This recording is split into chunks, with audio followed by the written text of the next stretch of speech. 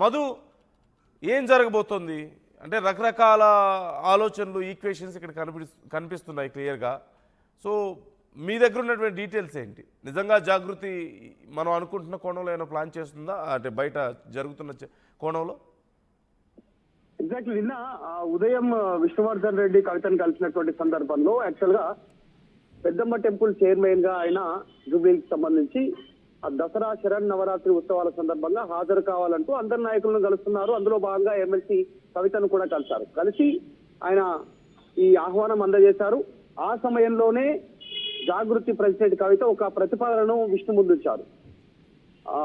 విష్ణు గారు, మీరు వచ్చేటువంటి జూబ్లీహిల్స్ ఎన్నికల్లో జాగృతి తరఫున పోటీ చేయండి, పూర్తి స్థాయిలో జాగృతి మీకోసం పనిచేస్తుంది, ఎమ్మెల్యే అభ్యర్థిగా నిలబడండి అనేటువంటి ఒక ప్రతిపాదనను కవిత విష్ణువర్ధన్ రెడ్డి ముందు ఉంచినట్టుగా స్పష్టమైన సమాచారం ఉంది.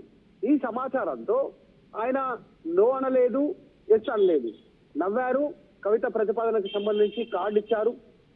అటు నుంచి నేరుగా బీఆర్ఎస్ భవన్ కు వచ్చారు. ఎందుకంటే బీఆర్ఎస్ భవన్ లో నిన్న జూబ్లీహిల్స్ నియోజకవర్గానికి సంబంధించి సమాయక సన్నాహాలు జరుగుతా ఉంది. ఆ అంశానికి సంబంధించి వెంగళరావు నగర్ డివిజన్ కి సంబంధించినటువంటి మీటింగ్ జరుగుతుంటే అయితే అక్కడికి వచ్చారు.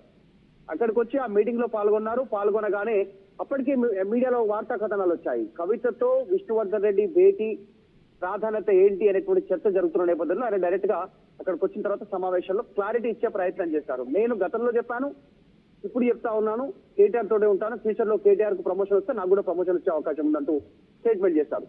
సో కానీ ఇక్కడ జరుగుతున్నటువంటి సిచ్యువేషన్ ఏంటి? ఎగ్జాక్ట్లీ జాగృతి ప్రెసిడెంట్ నుంచి చాలా పక్కాగా విష్ణువర్ధన్ రెడ్డికి సమాచారం ఇచ్చారు, ప్రతిపాదన చేశారు ఈ జూబ్లీహిల్స్ ఎన్నికల్లో నిలబడాలనేటువంటిది.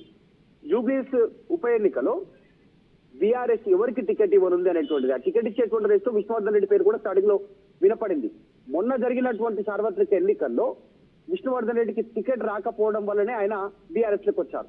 అక్కడ టికెట్ ఇవ్వకుండా అజరుద్దీన్ కి టికెట్ కేటాయించడంతో ఆయన మనస్తాపం చెంది కాంగ్రెస్ పార్టీని వీడి, యాక్చువల్ గా అయితే పీజీఆర్ అంటే టోటల్ స్టార్ వాల్ట్ కాంగ్రెస్ పార్టీలో ఒకప్పుడు, మరి అట్లాంటి స్టార్ పార్టీని స్టార్ వాల్ట్ ఉన్నటువంటి పనిచేసినటువంటి అంత పేరున్నటువంటి ఆ పార్టీని ఆయన వీయడానికి, అసలు పీజీఆర్ అంటేనే కాంగ్రెస్, కాంగ్రెస్ అంటేనే పీజీఆర్ ఒకప్పుడు, అట్లాంటి సిచ్యువేషన్ లో ఆ పార్టీని వదిలి బీఆర్ఎస్ కు వచ్చినటువంటి పరిస్థితి.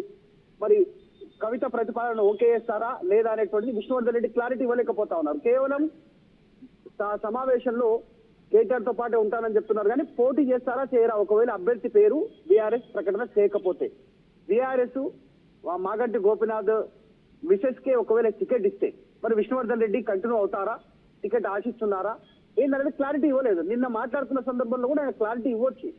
ఒకవేళ నాకు టికెట్ ఇచ్చినా ఇవ్వకపోయినా మాగంటి గోపీనాథ్ సతీమణికి టికెట్ ఇచ్చినా నేను కేటీఆర్ వెంటే ఉంటాను అనేటువంటి స్టేట్మెంట్ ఎక్కడ చేయలేదు.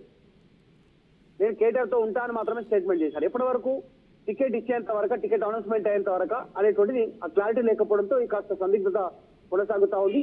ఒకటి జాగృతి సంబంధించినటువంటి దగ్గర నుంచి ఉన్నటువంటి సమాచారం ప్రకారం ఈ ప్రతిపాదన చేసింది కరెక్టే.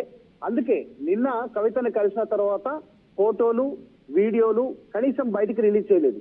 సాధారణంగా కవితను ఎవరిని కలిసినా, సాధారణ బీసీ నాయకులు కలిసినా, ఇంకోరైనా ఏదైనా సమస్యతో వచ్చి కలిసినా, ఏదైనా ఇష్యూతో వచ్చి కలిసినా ఆ ఫోటోలు బయటకు రిలీజ్ చేసినటువంటి సంప్రదాయం జాగృతిగా కొనసాగుతుంది. కంటిన్యూ మీడియాకి రిలీజ్ చేస్తారు. నిన్న మార్నింగ్ దిగిన ఫోటోలు ఈ రోజు మార్నింగ్ వరకు 24 hours అవుతా ఉంది. ఇప్పటి వరకు ఒక్క ఫోటో కూడా బయటకు రాకుండా, ఒక్క వీడియో కూడా బయటకు రాకుండా ఆపడంలో ఆంతర్యం అదే అనేటువంటిది చర్చ కొనసాగుతా ఉంది. నందు, right. Thank you Madhu, thanks for the details. మొత్తం మీద ఈ విషయంలో కొంత హై టెన్షన్ కొనసాగుతుందనే చెప్పాలి. కవిత ప్రస్తావించారు అని మాత్రం తెలుస్తోంది. పోటీ చేయాలి, జాగృతి తరఫున పోటీ చేయాలని చెప్పి కవిత అడిగారు అంటూ మాత్రం తెలుస్తుంది. మరి విష్ణు ఎలా రెస్పాండ్ అయ్యారు అనే దానికి సంబంధించి కానీ, కనీసం కలిసిన తర్వాత ఆ ఫోటోలు, వీడియోలకు సంబంధించిన వివరాలు కానీ అక్కడ బయటకు రాలేదు. గతంలో నేను ఖచ్చితంగా రామన్నతోనే ఉంటానని ప్రకటించడాన్ని మనం చూసాం.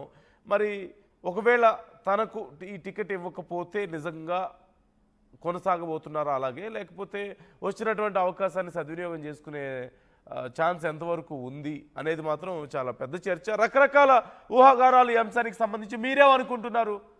మీరు నిజంగా ఏమనుకుంటున్నారు ఈ అంశానికి సంబంధించి? కవిత ఈ ఆఫర్ను ఏ ఉద్దేశంతో ఇచ్చారు?